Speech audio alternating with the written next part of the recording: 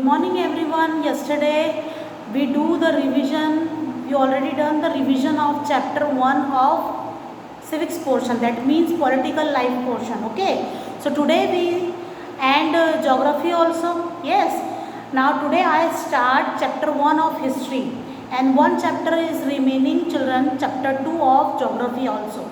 Clear? One of the history portion and another of the geography portion. So let's begin our revision from the history portion. See the first question. First, before I start, please keep your notebook in front of you, children. Please keep your book in front of you. Now book and notebooks also. Okay, see notebooks, open your notebooks and see question number 1. Question D का question number 1 देखोगे. Which region of India was described as Hindustan by Minhaj-i-Siraj? Here the question is which region, which area, that means of India is described as Hindustan. That means in which area it described that the Hindustan as Hindustan by Minhaj-i-Siraj, यानी Minhaj-i-Siraj के through, है ना, point of look देखा जाए तो उनके हिसाब से विच एरिया, इंडिया का कौन सा एरिया था जो हिंदुस्तान बोला जाता था, जिसको हिंदुस्तान बोला जाता था. क्लियर?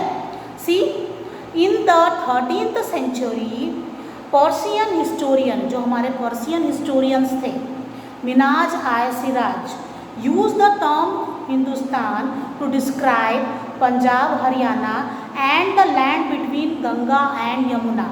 सो हियर जो हमारे पर्शियन हिस्टोरियन थे, हिस्टोरियन मीन्स व्हाट चिल्ड्रन, जो हिस्ट्री लिखा करते थे, जिन्होंने हिस्ट्री के बारे में लिखा था.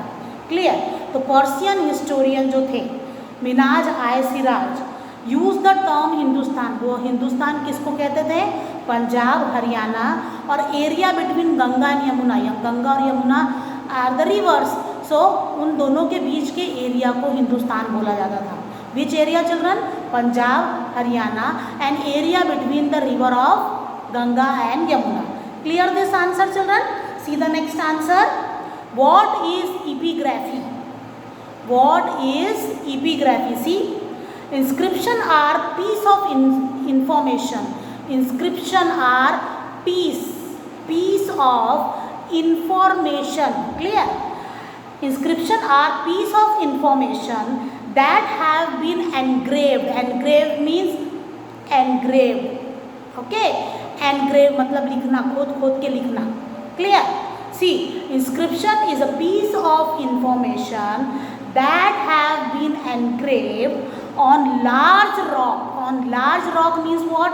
बड़े पत्थरों पर और metal surface और metal sheet पर. Okay? Rock and metal sheet. Clear? Metal surface बोला गया है यहाँ पे. That the same thing is that metal surface. The study of inscription is known as epigraphy. Okay? Study that means अगर मुझे inscription का कोई पार्ट मिला है और मैं उसका स्टडी कर रही हूँ कि उसमें क्या लिखा है, that means that process is known as epigraphy. What it is known as children? Epigraphy. Again I repeat the answer. Inscription are a piece of information that have been engraved. पहले ऐसे लिखा करते थे, like this. Okay? ऐसे पकड़ के ऐसे लिखा करते थे, engraved. Okay? Inscription are a piece of information that have been engraved on large rock or metal surface. Clear? So the study of inscription is known as epigraphy. So what it is known as children? Epigraphy. See the next answer. What is a chronicle? Please attention here. What is a chronicle? So here the answer is, please see the answer children. Okay? The royal courts appointed chronicles. See the royal courts. Royal courts means what children? King, queen and their family members. These are the, okay, the royal court. Royal court मतलब जो राजा के दरबार होते थे, है ना, royal court, है ना. The royal courts appointed chronicles. वो किसको अपॉइंट करते थे? chronicles. To documented the daily proceeding in the king's court. Here to document कि वो डॉक्यूमेंट तैयार करे। To document the daily proceeding that means आज क्या हुआ, कल क्या हुआ था, है ना, और जो कल होगा उसके बारे में भी सारी चीज़ें डॉक्यूमेंटेड मतलब लिखी जानी चाहिए। क्लियर। ये कौन काम करता था लिखने का? क्रोनिकल्स। क्लियर। क्रोनिकल्स एक डॉक्यूमेंट तैयार करते थे जो डेली नीड्स के बारे में होता था, रॉयल कोर्ट्स के जो हर दिन जो होता था उसके बारे में। Daily needs, daily proceeding in the king's court, this kind of documentation is known as chronicle. अभी वो डॉक्यूमेंट का नाम क्या होता था? क्रोनिकल, और जो लिखता था उसका नाम क्या था? क्रोनिकल्स। और क्रोनिकल्स क्या करते थे? रॉयल कोर्ट के बारे में डॉक्यूमेंट तैयार करते थे। जैसे कि समझ लो मेरी क्लास चल रही है, मेरे बाजू में कोई बैठा है, मैं क्या पढ़ा रही हूँ फटाफट लिख रहा है ना, समझ रहे हो? तो उस तरीके से किंग के ज़माने में भी क्या होता था कि किंग जो भी फैसले लेता था, है ना, जो भी डिसीजन लेता था उसका डॉक्यूमेंट वो फटाफट लिखा जाता था। और कौन लिखता था? क्रोनिकल्स, है ना। और वो जो डॉक्यूमेंट तैयार किया जाता था that document is known as chronicle. Clear children? Now see the next answer. Name the 2 foreign traveller and their account in India. 2 foreign traveller, Al-Biruni and Ibn Battuta. Please memorize this spelling, don't do mistake if this question is coming in your exam. Okay, so Al-Biruni and Ibn Battuta are 2 foreign travelers. Foreign travelers means what? जो बाहर से आते हैं उनको foreign travelers बोला जाता है। Clear? Are 2 foreign travelers. First is Al-Biruni wrote Tahqiq-i-Hind. Al-Biruni ने क्या लिखा था? Tahqiq-i-Hind. And Ibn Battuta wrote about the reign of Mohammad bin Tughlaq. और इब्न बटूटा ने क्या लिखा था? रीन मतलब राज दरबार के बारे में, जब उनका राज चला था, है ना, मोहम्मद बिन तुगलक का किस ईयर से किस ईयर तक जब वो राज किया था उन्होंने, है ना, रीन के बारे में पूरा किसने लिखा था? इब्न बटूटा ने लिखा था। क्लियर? अल-बरूनी ने ताकीक़-i-हिंद लिखा था और इब्न बटूटा ने रीन ऑफ मोहम्मद बिन तुगलक के बारे में लिखा था। Clear this answer children? See the next question. Name 2 religious monument that originated during the medieval period. Medieval period. Okay. So monuments. अब देखो that originated during medieval period, that is Taj Mahal, first one, and another is Qutub Minar. Okay. And one is the Taj Mahal and another is Qutub Minar. See the next answer. Question E का first देखोगे children. Question E first. What are the limitations of the literary sources that are available for the medieval period of Indian history? हम medieval period के बारे में पढ़ रहे हैं children. Ancient के बारे में तो हमने क्लास 6 में पढ़ लिया था। अब हम 7th क्लास में medieval period के बारे में पढ़ेंगे। तो यहाँ पर क्या दिया है question? What are the limitations, है ना, what are the limitation of the literary sources that are available for the medieval period of Indian history? So answer is, the limitations are first, many of the writing, जो कई सारी जो writing थी, many of the writing were account that revolve around the emperor court and life. Many of the writing जो भी वो लिखते थे वो किसके revolve around होती थी? Court, only for court. देखो, around emperor court and life. मैं एम्प्रर हूँ, मेरे कोर्ट के बारे में होगा और मेरी लाइफ के बारे में होगा। जो भी राइटिंग जो भी लिखा जाता था तो इस तरीके से बनाया जाता था लिटररी सोर्सेस। कैसे? मैंने क्या बताया फर्स्ट पॉइंट में? जैसे मैं किंग हूँ, मैं एम्प्रर हूँ, तो मेरे एम्प्रर के बारे में, मेरे राजपाट के बारे में, एंड माई लाइफ, और मेरी लाइफ के बारे में। Clear? First point again I repeat, many of the writing मतलब बहुत सारी राइटिंग्स में वर अकाउंट दैट रिवॉल्व अराउंड मतलब कहाँ घूमते रहती थी सारी बातें? Yes, emperor court and their life. Now see the second point children, the practice of making copy of existing text. Practice of making copy, आप मान लो डॉक्यूमेंट प्रिपेयर हुए हैं, ओके, कॉपीज़ बनानी है। क्लियर? मैंने एक डॉक्यूमेंट्स तैयार किए और इसकी कई मल्टीपल कॉपी, तो जेरोक्स कर लेंगे तो हो जाएगा, लेकिन उस समय जेरोक्स होते थे क्या? नो। तो अब इसकी मल्टीपल कॉपीज़ बनानी है, क्लियर, एक पर्टिकुलर डॉक्यूमेंट है और उसकी मल्टीपल कॉपीज बनानी है, कई सारी कॉपीज बनानी है। See the practice of making copies of existing text was also prevalent during the medieval period. Prevalent means what, current, जो भी होते थे, है ना, करंट लाइफ के बारे में लिखा जाता था कि जो भी कॉपीज बनाई जाती थी। Existing text was also prevalent during the medieval period. वो किसके बारे में लिखा बनाया जाते थे चिल्ड्रन? मेडिवल पीरियड के बारे में बनाया जाता था। Again I repeat the sentence, the practice of making copy of existing text, किसी टेक्स्ट के बारे में कॉपीज बनानी है, were also prevalent during the medieval period. तो जिसकी कॉपीज बनानी है वो किसके बारे में होता था? प्रिविलेंट मतलब करंट जो मेडिवल पीरियड में हुआ था उसके बारे में लिखा होता था और उसकी कॉपीज बनानी होती थी। क्लियर?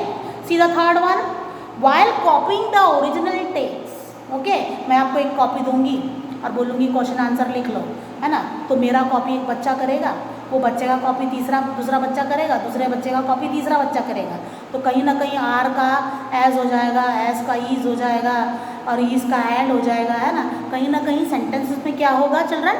डिफरेंसेस आना चालू हो जाएगा। तो वही बात इस पॉइंट में लिखिए, देखो, वाइल कॉपिंग, अब जेरोक्स तो हो नहीं सकता, while copying the original text, original text को जब कॉपिंग किया जाता था, लिखा जाता था, like that. Okay, copying the original text, the writer would make certain addition. अब मैं राइटर हूँ, मैंने क्या किया? कुछ एडिशन कर दिया, अरे यहाँ ये होगा, ये समझ में नहीं आ रहा, आर की जगह इज लिख दिया, है ना, आर मेरा समझ में नहीं आया तो इज कर दिया। ओके, कॉपिंग सर्टेन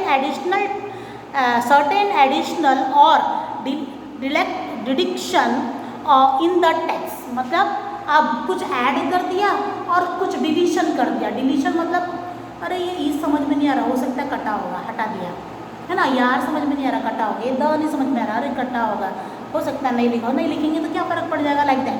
तो something addition and something deletion. Clear? कुछ ऐड भी कर लिया जाता था and something added on the text, original text. So इस पॉइंट में क्या बताया? While copying the original text the writer do some addition and some deletion. Okay, तो इस तरीके से एडिशन भी होता था and some deletion also there. See the last point children, in some cases change the meaning of original texts. अब क्या हो गया? एडिशन भी हुआ, डिलीशन भी हुआ, तो जो मीनिंग होता था ओरिजिनल टेक्स्ट का चेंज हो जाता था। क्या होता था चिल्ड्रन? चेंज हो जाता, it can change. Now see the next, with the help of an example briefly explain the relevance of coin as an archaeological sources of reconstruct medieval history। अब coins के बारे में बताने वाले हैं हम लोग। देखो, the engraving on the coins, coins होते थे सिक्के, उस पर engrave मतलब कुछ ना लिखा जाता था, इस तरीके से engrave, है ना, engrave। the engraving on the coin provide us with information about the rulers of event। तो वो कॉइन्स किसके बारे में इंफॉर्मेशन देते चिल्ड्रन? रूलर्स की। वो कॉइन को किसने बनाया था? रूलर, किस राजा ने बनाया था, है ना, रूलर्स एंड ऑफ इवेंट। और कब बनाया था? इवेंट भी लिखा रहता था, किस लिए बनाया, कोई खुशी के हमारे कॉइन बनाते थे ऐसे। तो रूलर्स के बारे में और उनके इवेंट्स के बारे में कॉइन में शो करता था। क्लियर?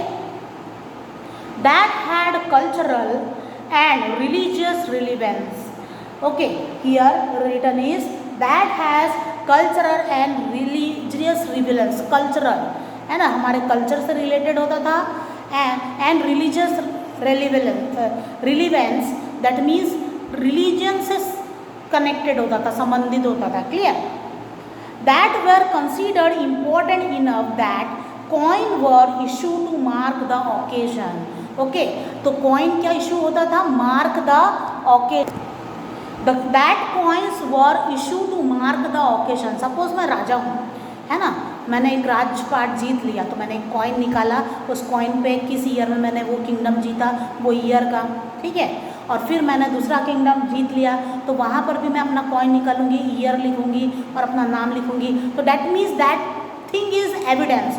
कॉइन क्या होता था? उससे पता चलता था कि ये किस राजा ने निकाला और किस इवेंट पर निकाला, है ना, वो राज किंगडम जीता होगा तो कॉइन चेंज हो गया, उसमें ईयर बदल गया, दैट मीन्स ये ईयर से इस पर्टिकुलर राजा का किंगडम स्टार्ट हुआ।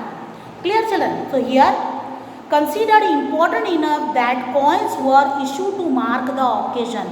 तो कॉइन को इशू करना दैट मीन्स किसी ओकेजन का मार्किंग प्रूफ रहता था। Clear? See the change in coin that was witnessed during the Muhammad bin Tughlaq reign reflect the condition of economy during his rule। अब कॉइन चेंज हुए तो इससे क्या विटनेस होता है children? The change in coin that was witness during the Muhammad bin Tughlaq reign. Coin change हुए तो समझ जाओ कि मोहम्मद बिन तुगलक का रीन स्टार्ट हुआ।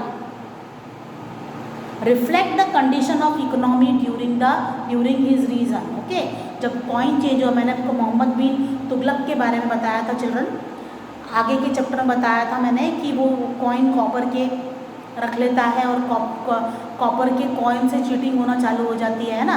कोई भी सिल्वर और गोल्ड के कॉइन निकालता ही नहीं, कॉपर के कॉइन बहुत सस्ते होते हैं तो हर कोई घर में ही बना लेता था। बताओ, मैंने आपको चैप्टर्स में बताया था। सो वही हुआ था मोहम्मद बिन तुगलक के रीन में कि कॉइन के बारे में कब बताया गया है। देखो, the change in coin that has witness during the Muhammad bin Tughlaq. Coin change हुए यानी गोल्ड सिल्वर से कॉपर में आ गए, है ना। तो change in coin that witness during the Muhammad bin Tughlaq, तो दैट मीन्स ये कौन सा रीन हो गया? मोहम्मद बिन तुगलक का reign. Reflect the condition of economy during his region. तो इकोनॉमिक में चेंजेस आया था ना, सब चीटिंग चलने लगी थी। मैंने आपको नेक्स्ट हिस्ट्री के चैप्टर में बताया था कि कॉइन चेंज होने के कारण सब घर में ही बनाने लगे थे कॉपर के कॉइन और चीटिंग होने लगी थी, कोई कॉपर और सिल्वर के कॉइन सेल ही नहीं करता था। तो कॉइन चेंज होने का मतलब क्या बताया इसमें कि मोहम्मद बिन तुगलक का रीन चालू हो गया। कॉइन चेंज हो गया मतलब गोल्ड से कॉपर में आ गए। कॉइन चेंज हुआ मतलब मोहम्मद बिन तुगलक का अब रीन चालू हो गया। कॉइन में लिखा हुआ होता था इस ईयर, मतलब इस ईयर से मोहम्मद बिन तुगलक का रीन चालू हो गया ड्यूरिंग हिज रूल के बारे में, है ना। तो कॉइन से इस तरीके से पता होता था कि कौन सा राजगद्दे पर राजा बैठा, ईयर लिखा गया होता था। क्लियर? तो ये सारी चीज़ें इवेंट्स के बारे में कॉइन के थ्रू पता चलता था। तो यहाँ हमारा ये हिस्ट्री का चैप्टर खत्म होता है चिल्ड्रन। नेक्स्ट चैप्टर में आपको ज्योग्राफी का करवा दूँगी रिविजन।